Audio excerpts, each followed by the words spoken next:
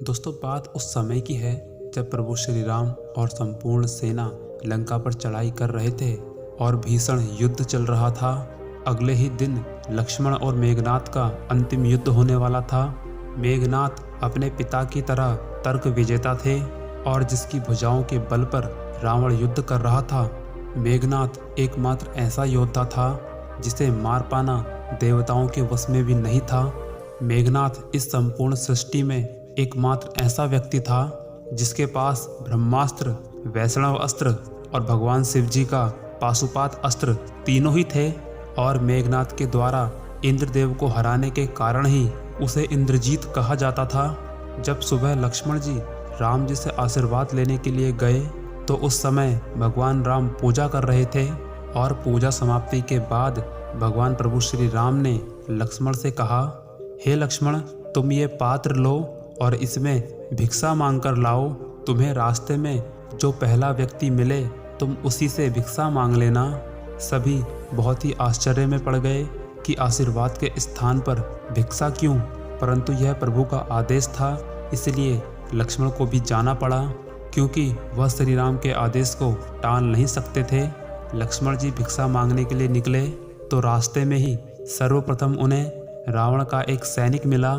श्री राम की ये आज्ञा थी कि रास्ते में जो पहला व्यक्ति मिले उसी से भिक्षा मांग लेना।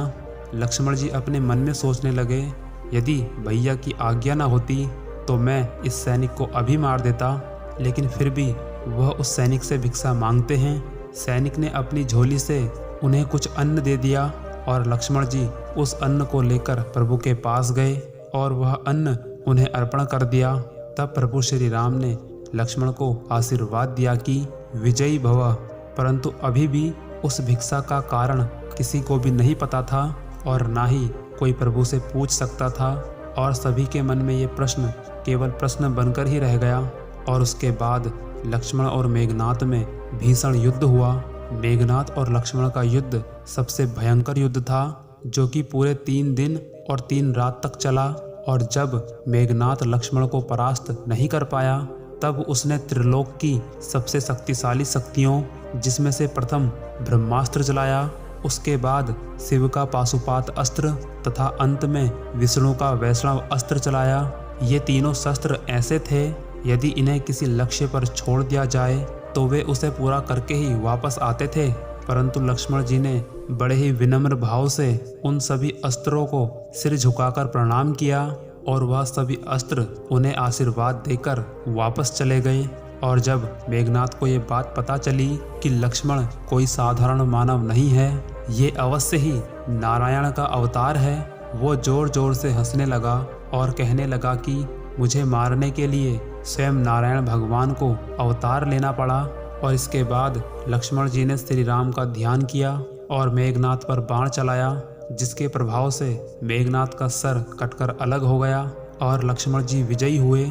उसके बाद लक्ष्मण जी प्रभु श्री राम के पास गए। प्रभु भगवान शिव की आराधना में थे और हनुमान के मन में वो भिक्षा वाला प्रश्न अभी भी विचाराधीन था।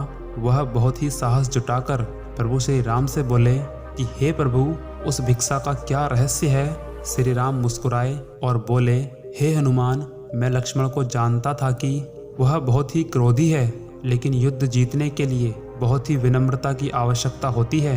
युद्ध में विजयी वही होता है जो कि विनम्र हो।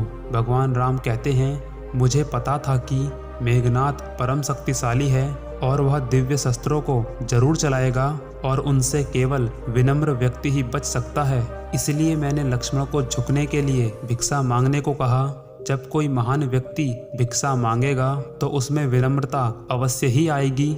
लक्ष्मण ने मेरे नाम से मेघनाथ पर बाण चलाया था, यदि वह भी मेरे बाण के सामने विनम्रता दिखाता तो मैं भी उसे क्षमा कर देता और छोड़ देता।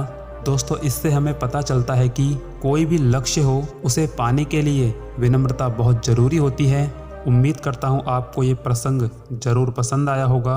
आगे भी ऐसे ही संवाद देखने के लिए सब्सक्राइब करें हमारे चैनल को। धन्यवाद।